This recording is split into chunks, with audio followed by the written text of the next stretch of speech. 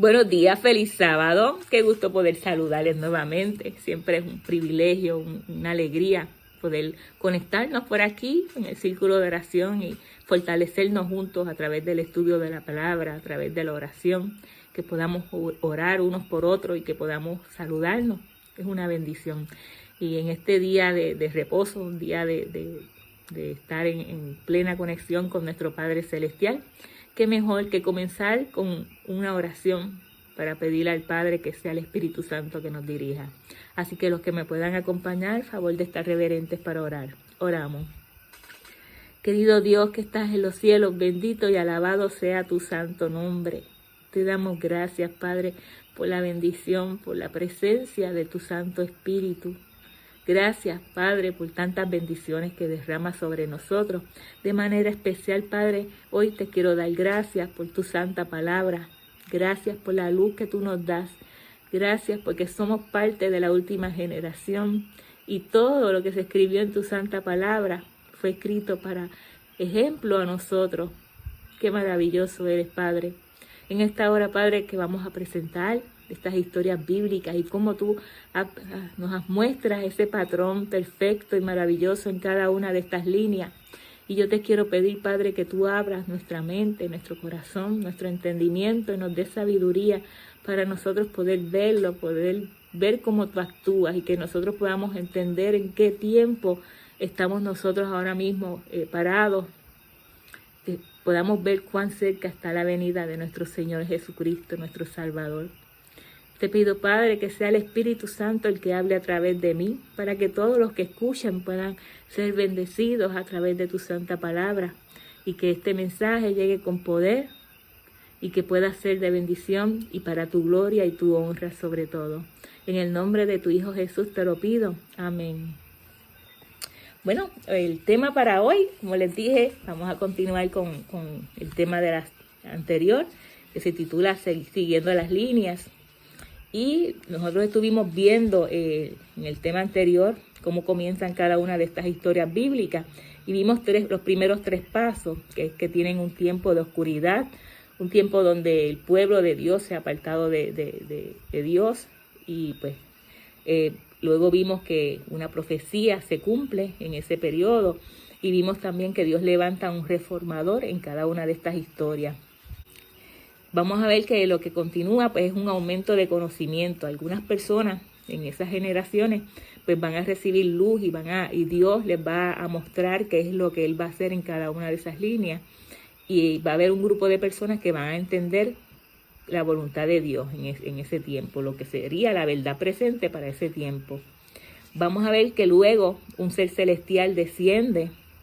Vamos a ver que el mensaje es formalizado, que de ahí es donde se establece el mensaje. Pero antes de comenzar, yo quiero mostrarles a ustedes cómo se ve el diagrama cuando nosotros terminemos esta serie, cómo se va a ver cada una de estas líneas, porque yo entiendo que si vemos el diagrama, se nos hace mucho más fácil poder entender el mensaje. Así que yo les voy a mostrar el patrón. Aquí está la gráfica del patrón de cómo se van a ver estas líneas. También quiero, voy a estar, cuando vaya a comenzar cada línea, voy a dar un pequeño repasito para que no, como yo sé que han pasado varios días, para que no estemos perdidos y podamos seguir el hilo de los patrones. Así que vamos a comenzar con nuestra lectura bíblica, una lectura interesantísima que se encuentra en el libro de Isaías 58, los versículos del 9 al 13. Dice así la palabra del Señor. ¿A quién se enseñará ciencia o a quién se hará entender doctrina? ¿A los quitados de la leche o a los arrancados de los pechos? Porque mandamiento tras mandamiento, mandato sobre mandato, renglón tras renglón, línea sobre línea, un poquito aquí, otro poquito allá. Porque en lengua de tartamudos y en extraña lengua hablará este pueblo, a los cuales él dijo, este es el reposo. Da reposo al cansado, y este es el refrigerio, mas no quisieron oír. Dios bendiga su santa palabra. Qué bonita, ¿verdad? Esto que nos dice aquí el libro de Isaías. Exactamente lo que nosotros vamos a hacer hoy. Vamos a ver estas historias bíblicas. Dice, ¿a quién se va a enseñar ciencia? a los destetados, a los bebés. Claro que no. No debemos quedarnos en esa etapa de tomar leche. Tenemos que seguir avanzando y tomando sólidos en cuanto a lo que es espiritual, en cuanto a lo que es la palabra de Dios. Así que aquí nos dice Isaías que línea sobre línea, de la misma forma que nosotros lo vamos a hacer en esta mañana, estudiar la palabra de Dios, línea sobre línea. Un poquito de aquí, un poquito de allá, y vamos a ir viendo cómo Dios obra y opera en cada una de estas líneas. Qué bendición, ¿verdad? Vamos a comenzar con la historia de Noé, la primera historia que vimos en el tema anterior. Vimos en la historia de Noé que comenzaba con un tiempo de oscuridad, donde se mezclaron los hijos de Dios con las hijas de los hombres, y pues se mezcló el error con la verdad, y ellos se apartaron de Dios, y ese fue su tiempo de oscuridad. En el tiempo del fin de una promesa vimos que se cumplía la profecía del diluvio, y el reformador que Dios levantó fue a Noé. Ahora vamos para la parte donde hay un aumento de conocimiento, y vamos a ver en esta historia cómo se ve. En Historia de la Redención, en la página 60, Elena White nos dice: Dios se comunicaba con Enoc por medio de sus ángeles y le daba sus divinas instrucciones. Vemos aquí pues ese aumento de conocimiento. Mismo Dios está dándole a Enoc instrucciones. Le hizo saber que no siempre contendería con el hombre en su rebelión, que su propósito era destruir la raza pecadora mediante las aguas de un diluvio que caería sobre la tierra. Qué interesante, ¿verdad? Porque Dios ya estaba comunicándole sus planes y estaba anunciando el fin desde el principio. Esa es una de las características de nuestro Padre, que Él predice el fin desde el principio. Es el alfa y el omega. Y Enoc comenzó a entender en qué consistía la obra de Dios que Dios iba a realizar en ese tiempo. En Génesis 6, 13 al 17 dice: Dijo pues Dios a Noé. Aquí vemos el aumento de conocimiento a Noé.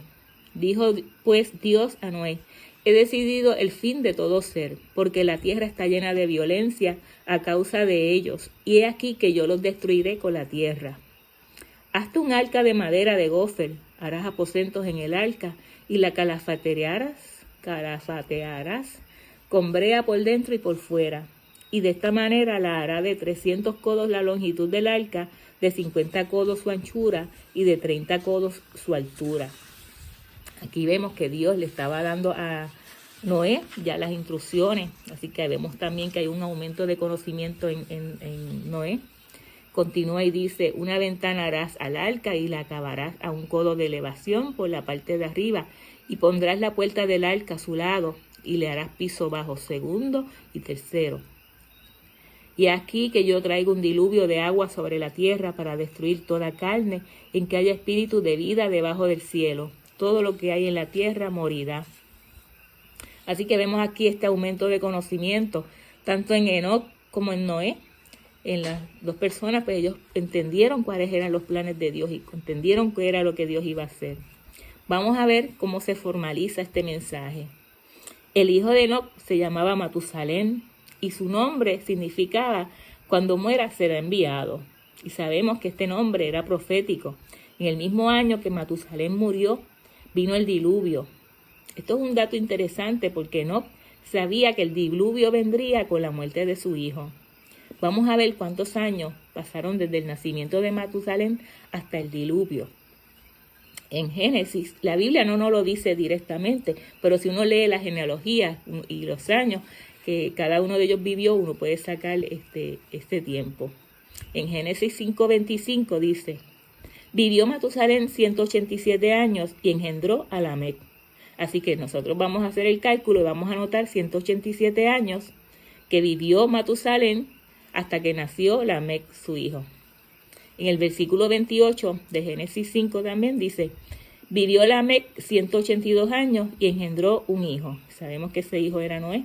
Así que vamos a sumar 187 años que vivió Matusalén hasta que engendró a Lamec, y luego de Lamec hasta que engendró a Noé son 182. Serían 187 más 182. En Génesis 7:11 dice: en el año 600 de la vida de Noé, En el mes segundo, a los 17 días del mes, aquel día fueron todas las fuentes del gran abismo. Fueron rotas todas las fuentes del gran abismo y las cataratas de los cielos fueron abiertas. Así que en la vida de Noé tenía 600 años cuando vino el diluvio. Así que si sumamos 187 años más 182 más 600, eso nos va a dar un total de 969 años. Ese es el tiempo que transcurrió desde que nació Matusalén hasta el diluvio. Vamos a ver qué nos dice Génesis 5:27. Dice, fueron pues todos los días de Matusalén 969 años y murió. O sea que en efecto, los años que duró Matusalén fueron 969. Y desde que él nació hasta que vino el diluvio, esa fue la misma cantidad de años que transcurrió. Lo que significa que entonces Matusalén sí murió el mismo año que fue el diluvio.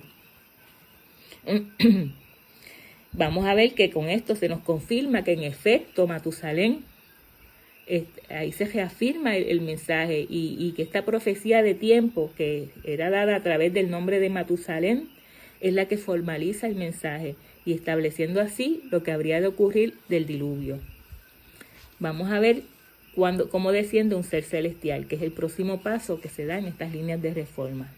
Historia de la Redención, la página 65 nos dice, más de 100 años antes del diluvio, el Señor envió un ángel al fiel Noé para hacerle saber que no tendría más misericordia de los miembros de la raza corrupta.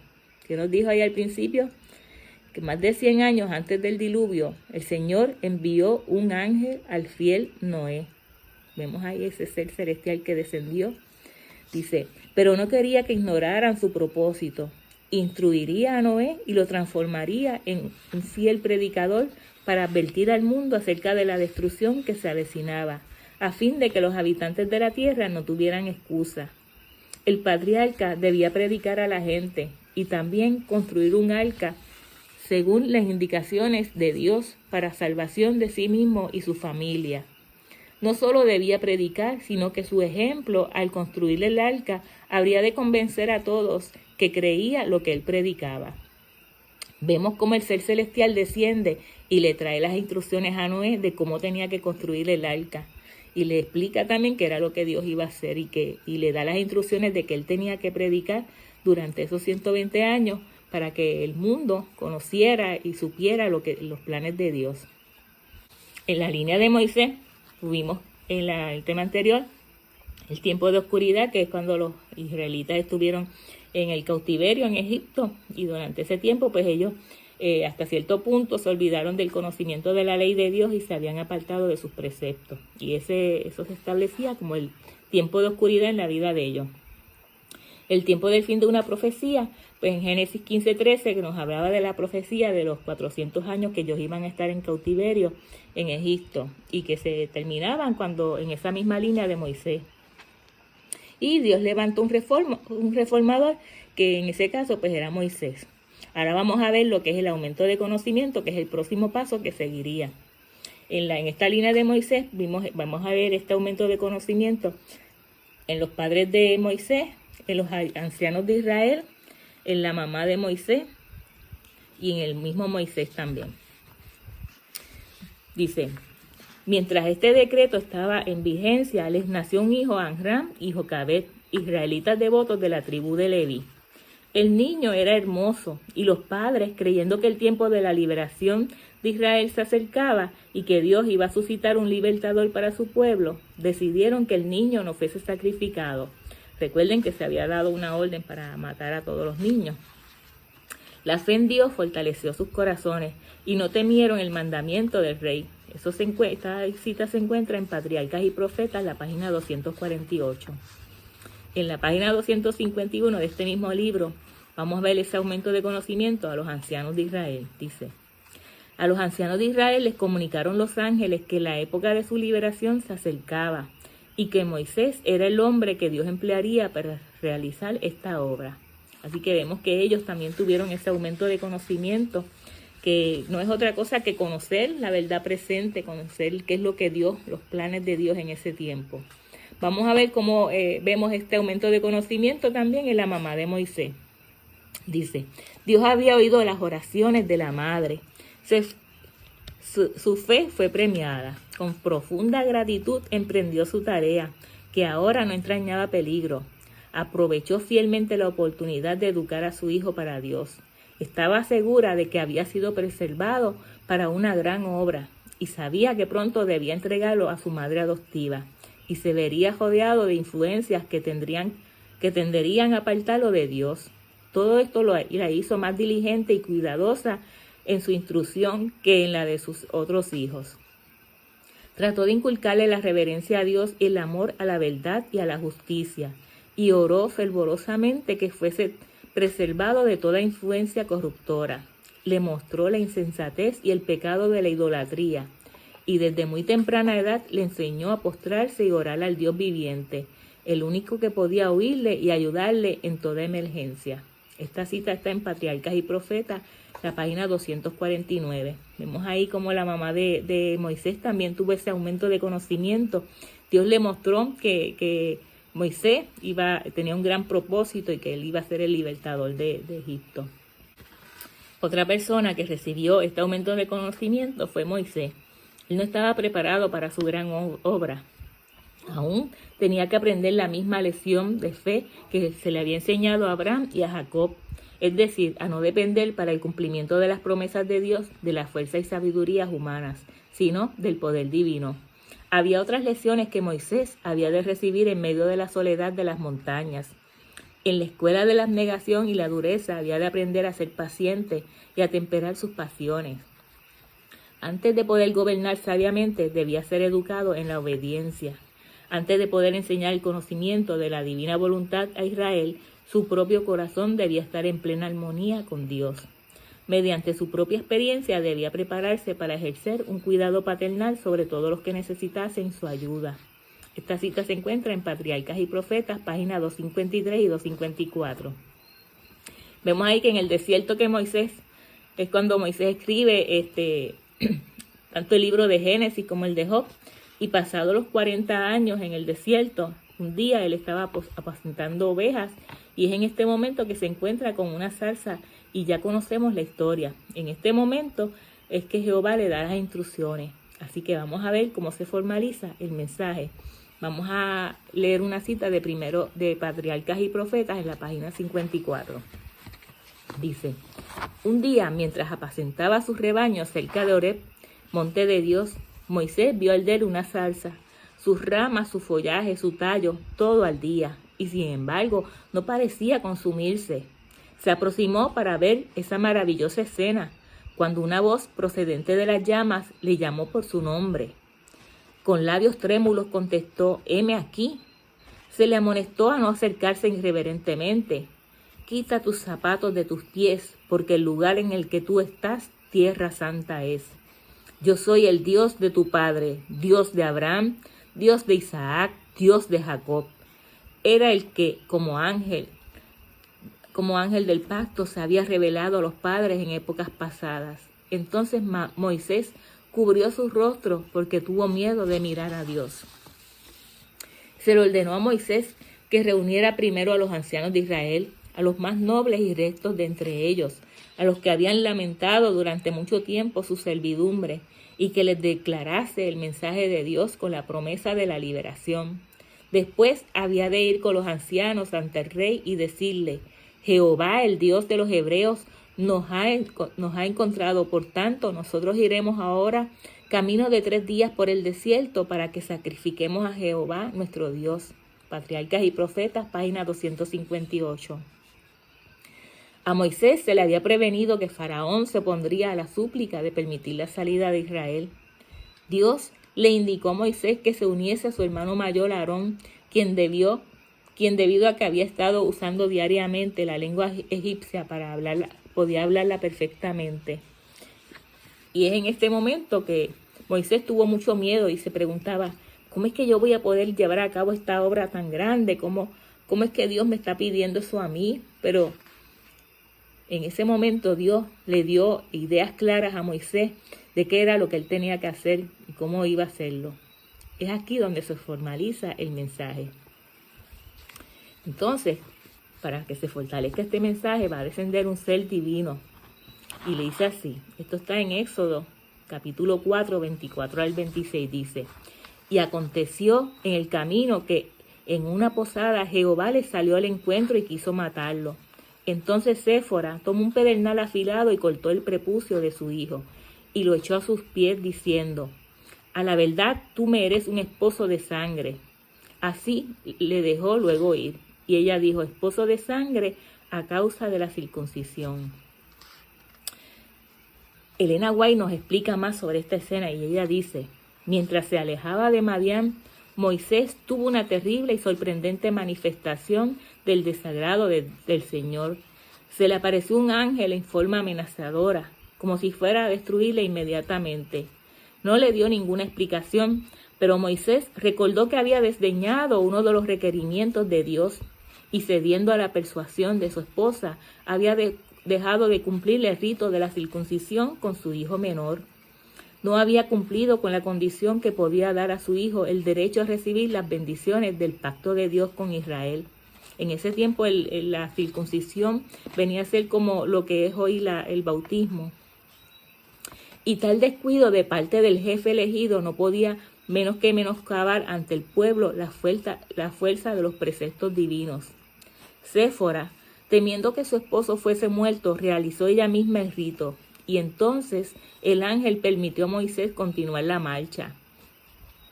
En su misión ante Faraón, Moisés iba a exponerse a un gran peligro.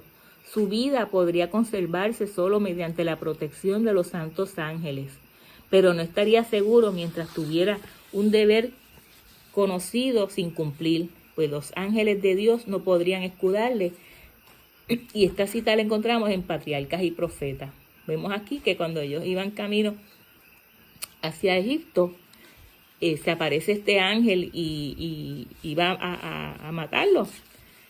Y ahí es cuando él recuerda que él no había cumplido con el rito de la circuncisión de su hijo, que eso era uno de los requisitos, y porque la esposa lo había inducido a que no lo hiciera. Y la misma esposa se da cuenta de lo que estaba pasando y ella misma busca un pedernal, una piedra, y ella misma realiza el rito. Vemos cómo el mensajero tiene que estar en la altura de los mensajes que va a predicar. Y es aquí donde vemos claramente pues ese descenso de un ser celestial, de ese ángel que bajó del cielo para indicarle a Moisés que tenía que cumplir. Indicarle no, él no le dijo, él ni siquiera habló, pero para recordarle que él tenía que cumplir con todos los preceptos. Vamos a ver ahora si en el tiempo de Jesús se dan también estos mismos pasos. En la historia de Jesús, nosotros vimos en el tema anterior, pues que ellos también comenzaron con un tiempo de oscuridad.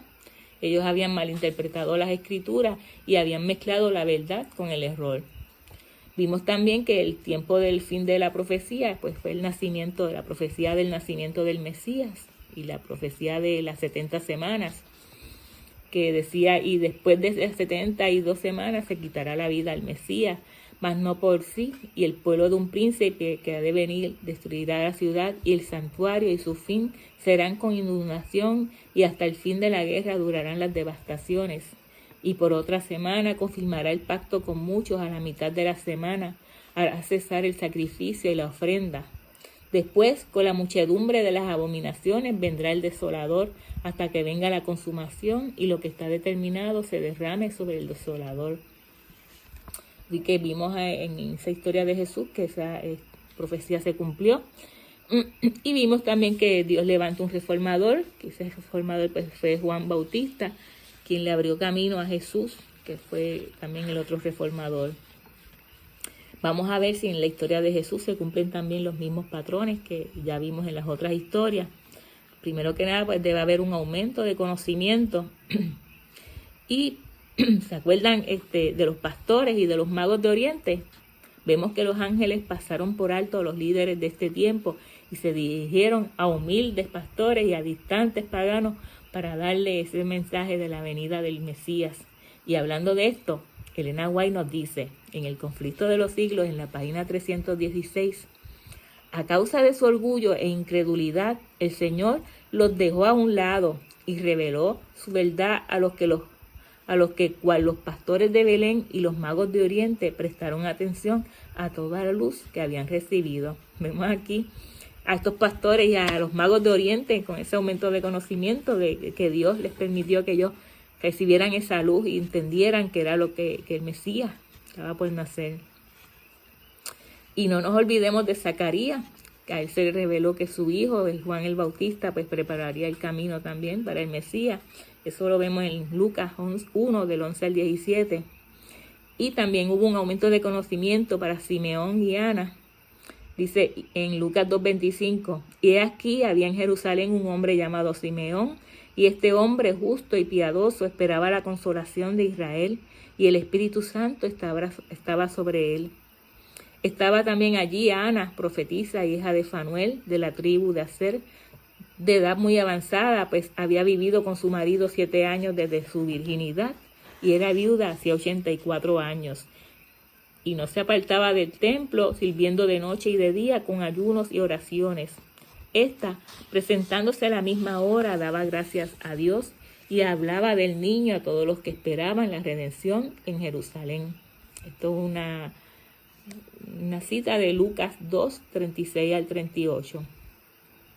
El espíritu de profecía estaba sobre este hombre de Dios, y mientras que José y María permanecían allí admirados de sus palabras, los bendijo y dijo a María: he aquí, este es puesto para caída y para levantamiento de muchos en Israel, y para señal a la que será, y una espada traspasará tu alma de ti misma, para que sean manifestados los pensamientos de muchos corazones.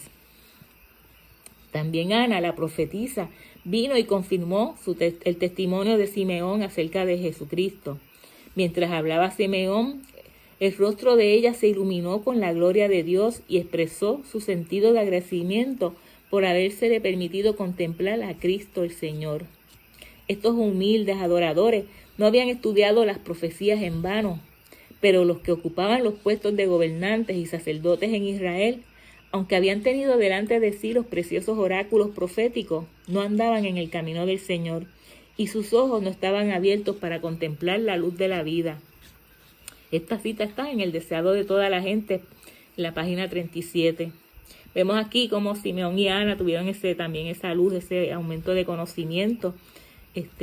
Ellos vivían una vida conforme a la voluntad de Dios, y Dios le concedió ese conocimiento. Sin embargo, a los estudiosos de la palabra, Dios no le dio ese conocimiento, no permitió que ellos entendieran esto, porque ellos no estaban viviendo una vida de consagración a Dios. También Jesús, en esta historia, pues también vemos que él tiene su aumento de conocimiento. En Lucas 2:40 nos dice: y el niño crecía y se fortalecía y se llenaba de sabiduría, y la gracia de Dios era sobre él. Así que vemos aquí varias personas que durante la historia de Jesús tuvieron ese aumento de conocimiento de la palabra de Dios. Sabían lo que iba a ocurrir. Vamos a ver el mensaje de reforma. El mensaje a esta generación tenía que predicarse ampliamente y claramente. Y para esto Dios levantó a Juan el Bautista, y su predicación marcaba la formalización de este mensaje. Su predicación consistía en un mensaje que contenía una estructura que integraba todo este conocimiento y todo este aumento de conocimiento. Juan predicaba: arrepentíos, porque el reino de los cielos se ha acercado. Generación de víboras, ¿quién les enseñó a huir de la ira venidera? Haced pues frutos dignos de arrepentimiento. Y ya el hacha está puesta en la raíz del árbol. Por tanto, todo árbol que no da buen fruto es cortado y echado al fuego. Y anunciando el comienzo del ministerio de Cristo, Juan decía: yo a la verdad los bautizo en agua para arrepentimiento, pero el que viene tras mí, cuyo calzado yo no soy digno de llevar, es más poderoso que yo. Él los bautizará en el Espíritu y en el fuego. Juan el Bautista era un reformador. Se le había confiado una gran obra a favor de la gente de sus días. Esto está en La Temperancia, página 80. Vamos a ver ahora una cita del deseado de toda la gente en la página 107. Dice: hacía mucho que Israel no había tenido profeta. Hacía mucho que no se había realizado una reforma como la que se presenciaba. El llamamiento a confesar los pecados parecía nuevo y sorprendente. Muchos de los dirigentes no querían ir a oír las invitaciones y denuncias de Juan por temor a verse inducidos a revelar los secretos de sus vidas. Sin embargo, su predicación era un anuncio directo del Mesías. Era bien sabido que las 70 semanas de la profecía de Daniel, que incluían el advenimiento del Mesías, estaban por terminar, y todos anhelaban participar en esa era de gloria nacional que se esperaba para entonces. Era tal el entusiasmo popular que el Sanedrín se vería pronto obligado a sancionar o a rechazar la obra de Juan. Eso está en El deseado de toda la gente, página 107. El mensaje que se predicaba en ese tiempo, lo que venía a ser la verdad presente de ese tiempo, era arrepentimiento. Juan el Bautista en aquellos días vino Juan el Bautista predicando en el desierto de Judea y diciendo: arrepentíos porque el reino de los cielos se ha acercado. Esto está en Mateo 3, 1, 2. Jesucristo, después que Juan fue encarcelado, Jesús vino a Galilea predicando el evangelio del reino de Dios diciendo: el tiempo se ha cumplido y el reino de Dios se ha acercado. Arrepentíos y creed en el evangelio. Esto está en Marcos 1, 14 al 15. Y Mateo 10, 5 al 7 nos dice: a los discípulos, a estos 12 enviaron Jesús y les dio instrucciones diciendo: por camino de gentiles no vayáis y en ciudad de samaritanos no entréis, sino id antes a las ovejas perdidas de la casa de Israel. Y yendo, predicad diciendo: el reino de los cielos se ha acercado. Mateo 10, del 5 al 7. Aquí vimos cómo se va el mensaje de la hora, que es arrepentimiento. Vemos que se llama a la gente a arrepentirse, y esto es interesante porque así también es la obra del Espíritu Santo, una obra en 3 pasos. Él convence de pecado, luego de justicia y luego de juicio. Y esto también va en un paralelo con lo que es el mensaje de los 3 ángeles, el mensaje del primer ángel que es de adoración, el mensaje del segundo ángel que ha caído Babilonia, y el tercer mensaje que es de juicio. Así que vemos también ese paralelo entre los mensajes, los 3 mensajes angélicos con la obra del Espíritu Santo. Y vemos aquí pues también que el mensaje en este momento pues era de arrepentimiento, era lo que hace un paralelo con el mensaje del primer mensaje. Vamos a ver ahora cómo es que desciende un ser divino en esta línea de reforma. Dice así, en Marcos 1, 9, 10. Aconteció en aquellos días que Jesús vino de Nazaret de Galilea y fue bautizado por Juan en el Jordán. Y luego, cuando subía del agua, vio abrirse los cielos y el Espíritu como paloma que descendía sobre él. Y vino una voz de los cielos que decía: tú eres mi Hijo amado, en ti tengo complacencia. Marcos 1, 9 al 10. El deseador de toda la gente, Helena White, en la página 41, nos abunda y nos dice: Dios le había dicho a Juan que algún día el Mesías vendría y le pediría que lo bautizara. También le anticipó que le daría una señal para que pudiera reconocerlo. Cuando vino Cristo, al ver en su rostro las evidencias de su vida santa, Juan se negó a bautizarlo diciendo: yo necesito ser bautizado por ti, ¿y tú acudes a mí? Jesús le respondió: permítelo ahora, porque así conviene que cumplamos toda justicia. Al decir esto, el semblante de Jesús se iluminó como la misma luz celestial que había contemplado Simeón en el templo. Así Juan siguió al Salvador a las aguas del hermoso Jordán y lo bautizó a la vista de todo el pueblo. Jesús no fue bautizado para mostrar arrepentimiento, porque él nunca había pecado. Lo hizo para darnos ejemplo. Cuando salió del agua, se arrodilló a la orilla del río y oró. Entonces los cielos se abrieron y brillaron rayos de gloria, y vio al Espíritu de Dios que descendía como paloma y se posaba sobre él. Su rostro y su cuerpo se resplandecían con la luz de la gloria de Dios, y desde el cielo se oyó la voz de Dios que decía: este es mi Hijo amado, en quien tengo complacencia. Vemos aquí que desciende ese ser divino en el bautismo de Jesús, cumpliendo así también esta parte de las líneas de reforma, este paso que hemos visto en las diferentes líneas. Vamos a ver ahora si también en la historia de los mileritas se cumplen estos acontecimientos en ese mismo orden que se cumplió en estas otras historias. Vimos en el tema anterior que el tiempo de oscuridad se cumplió con la persecución papal de los 1260 años. El tiempo del fin de la profecía, pues tuvimos ahí el fin de la profecía de los 1260 años y también el de la profecía de los 2300 años, que decía pues hasta 2300 tardes y mañanas y el santuario será purificado. Esto está en Daniel 8:14. Y vimos también que Dios levantó un reformador y en este caso fue a Guillermo Miller. Vamos a ver cómo se cumple aquí en la línea de los mileritas el aumento de conocimiento. En Daniel 12:4 dice: pero tú, Daniel, cierra las palabras y sella el libro hasta el tiempo del fin. Nosotros sabemos que el tiempo del fin comenzó en 1798, que es cuando terminó la profecía de los 1260 años, cuando la bestia recibe su herida mortal y termina su poder, su tiempo de poderío de 1260 años. Continúa diciendo la cita de Daniel 12:4. Muchos correrán de aquí para allá y la ciencia se aumentará.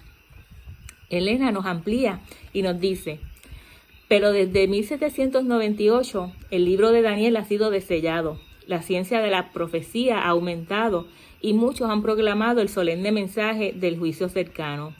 Así como en el caso de la Gran Reforma del siglo XVI, el movimiento adventista surgió simultáneamente en diferentes países de la cristiandad. Tanto en Europa como en América hubo hombres de fe y de oración que fueron inducidos a estudiar las profecías y que al escudriñar la palabra inspirada hallaron pruebas convincentes de que el fin de todas las cosas era inminente. En diferentes países había grupos aislados de cristianos que por solo el estudio de las Escrituras llegaron a creer que el advenimiento del Señor estaba cerca. En 1821, 3 años después de haber llegado Miller a su modo de interpretar las profecías que fijan el tiempo del juicio, el doctor José Wolf, se le conocía como el misionero universal, empezó a proclamar la próxima venida del Señor. Esta cita está en el Conflicto de los Siglos, página 405 y 406. Así que vemos aquí este aumento de conocimiento. El libro de Daniel es desellado para este tiempo, para el tiempo del fin, que es cuando comienza esta línea de reforma. Y vemos ese aumento de conocimiento, también lo vemos en Miller, porque Miller comenzó a estudiar, Guillermo Miller comenzó a estudiar la Biblia, y estuvo 2 años estudiando la Biblia. Vamos a ver cómo el mensaje es formalizado. Dice aquí, en el Conflicto de los Siglos, en la página 380. En 1833, Miller recibió de la Iglesia Bautista, de la cual él era miembro, una licencia que lo autorizaba a predicar. Además, buen número de los ministros de denominaciones aprobaron su obra y le dieron su sanción formal mientras proseguían sus trabajos. En 1833, 2 años después de haber principiado Miller a presentar en público las pruebas de la próxima venida de Jesucristo, apareció la última de las señales que habían sido anunciadas por el Salvador como precursoras de su segundo advenimiento. Jesús había dicho: las estrellas caerán del cielo. Y esta era la última señal que se predicaba en Mateo 24:29. Esta cita es del Conflicto de los Siglos, la página 380. Imagínense ustedes cómo debió de ser estar en ese tiempo, ser protagonistas de esa historia. Tenemos ahí a un predicador que era prácticamente desconocido y que estaba diciendo que en 25 años Jesús iba a regresar para juzgar al mundo. Y es justo en ese momento que se produce la caída de las estrellas, la lluvia de estrellas, que esto fue un evento súper espectacular. Se produjo el 13 de noviembre de 1833, duró más de 6 horas. Y usted puede verlo si usted busca en YouTube, asimismo, caída de las estrellas el 13 de noviembre de 1833. Y lo va a ver ahí, hay unas fotos que se ve espectacular. Así que fue algo impresionante que mientras Miller estaba anunciando la segunda venida de Jesús, pues se diera ese evento que era la última señal que aparecía en Mateo. Así que las dos señales anteriores que se anunciaban ahí también en Mateo ya se habían producido en 1780, que era el oscurecimiento del día y de la luna. Así que esto le dio como un impulso al mensaje de Miller. La gente estaba a la expectativa con todo esto. Pero ¿cuál era la base que tenía Miller para predicar la segunda venida de Jesucristo? Su predicción se basaba en la profecía de los 2300 días del libro de Daniel 8 y 9. En su estudio, Miller llegó a comprender un principio fundamental día por año. Este principio dice que un día equivale a un año en profecía, y para estas alturas faltaban 10 años para que se cumpliera la profecía. En este momento es cuando aparece en escena el personaje de Josias Leach. Él escribió en una revista que se llamaba The Sign of the Times en el 1840. Él escribió esto. En 1840, otro notable cumplimiento de la profecía despertó interés general. 2 años antes, Josias Leach, uno de los principales ministros que predicaban el segundo advenimiento, publicó una explicación del capítulo 9 del Apocalipsis. Este predecía la caída del Imperio Otomano. Según sus cálculos, esa potencia sería derribada en el año 1840 después de Jesucristo. Durante el mes de agosto y pocos días antes de su cumplimiento, escribió: admitiendo que el primer periodo de 150 años se haya cumplido exactamente antes de que Diacosés subiera al trono con permiso de los turcos y que a los 391 años y 15 días comenzaran al terminar el primer periodo, terminarán el 11 de agosto de 1840. Día en que podemos anticipar que el poder otomano en Constantinopla será quebrantado. ¿Y saben qué? Exactamente esto fue lo que ocurrió. Dice la cita, y esto es lo que yo creo que va a confirmarse. Eso lo escribió Josias Leach en Sign of the Times and Expositor of Prophecy el 1 de agosto de 1840. El 1 de agosto, hermanos, de 1840, Josias Leach escribió en esta revista que el día 11 de agosto de ese mismo año, o sea, 10 días antes, que el Imperio Otomano iba a caer. Y todo lo hizo basado en el estudio, en el principio de día por año que había descubierto Miller.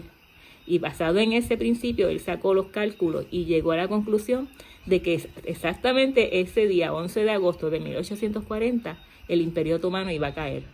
Así que imagínense ustedes si sus cálculos eran correctos, el principio de día por año también lo iba a hacer para las profecías que Miller estaba anunciando de la venida de Jesús.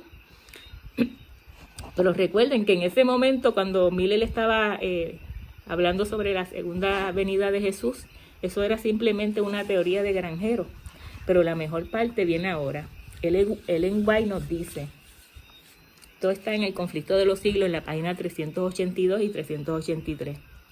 En la fecha misma que había sido especificada, Turquía aceptó por medio de sus embajadores la protección de las potencias aliadas de Europa y se puso así bajo la tutela de las naciones cristianas. El acontecimiento cumplió exactamente la predicción. Cuando esto se llegó a saber, multitudes se convencieron de que los principios de interpretación profética adoptados por Miller y sus compañeros eran correctos, con lo que recibió un impulso maravilloso el movimiento adventista. Hombres de saber y de posición social se adhirieron a Miller para divulgar sus ideas, y desde 1840 a 1844 la obra se extendió rápidamente. El razonamiento era el siguiente: si estas personas podían predecir eventos políticos utilizando esta forma de estudiar la Biblia, seguramente Miller tenía razón cuando él decía que Jesús estaba por venir. Si comparamos nuestras líneas y observamos el patrón, es en este momento cuando vamos a ver descender un ser celestial. Y yo lo admito, no es algo que nosotros vamos a poder ver como ocurrió en las otras líneas, como el ángel que se le apareció a Enoc, como la paloma en el bautismo de Jesús, como el ángel en la línea de Moisés o en la línea de Noé. Esta vez de una forma profética, simbolizando la obra que se estaba llevando a cabo, y este ser celestial que descendió en la línea de los mileritas es el ángel de Apocalipsis 10. Pero mejor, vamos a leerlo. Apocalipsis 10, versículo 1 y 2. Dice así: vi descender del cielo a otro ángel fuerte, envuelto en una nube con el arco iris, sobre su cabeza, y su rostro era como el sol, y sus pies como columnas de fuego. Tenía en su mano un librito abierto, y puso un pie derecho sobre el mar y el izquierdo sobre la tierra. Elena White nos dice en Mensajes Celestos, tomo 2, página 123, el mensaje de Apocalipsis 14, que proclama que la hora del juicio ha llegado, es dado en el tiempo del fin. Y nosotros sabemos que el tiempo del fin comenzó en 1798, o sea, en nuestra línea de reforma. Ella continúa diciendo, y el ángel de Apocalipsis 10 se les representa con un pie en el mar y otro sobre la tierra, para demostrar que el mensaje se llevará a países distantes. Se cruzará el océano y las islas del mar. Escucharán la proclamación del último mensaje de amonestación dado a nuestro mundo. Esta cita podemos ver que ella nos dice dos cosas. Primero, que el mensaje de Apocalipsis 14 es dado en el tiempo del fin. Esto no es nada más y nada menos que en nuestro tiempo, y es el mensaje del primer ángel. Y esto lo podemos situar en 1798. Así que esto es importante. Lo segundo que ella nos dice en esta cita es que el mensaje de Apocalipsis 10, ese ángel de Apocalipsis 10, el mensaje que da es un mensaje de amonestación y que tiene que ser llevado a todos los países. Y esto implica pues cruzar el océano. Recuerden que en profecía el mar simboliza naciones, muchedumbres, pueblos, lengua. Entonces, tomando en cuenta esto, lo próximo que tenemos que ver es cuando el mensaje se hizo mundial. La siguiente cita nos dice eso. Está en el Conflicto de los Siglos, en la página 596. El movimiento adventista de 1840 a 1844 fue una manifestación gloriosa del poder divino. El mensaje del primer ángel fue llevado a todas las estaciones misioneras de la tierra, y en algunos países se distinguió por el mayor interés religioso que se haya visto en país cualquiera desde el tiempo de la Reforma del siglo XVI. Pero todo esto será superado por el poderoso movimiento que ha de desarrollarse bajo la proclamación de la última amonestación del tercer ángel.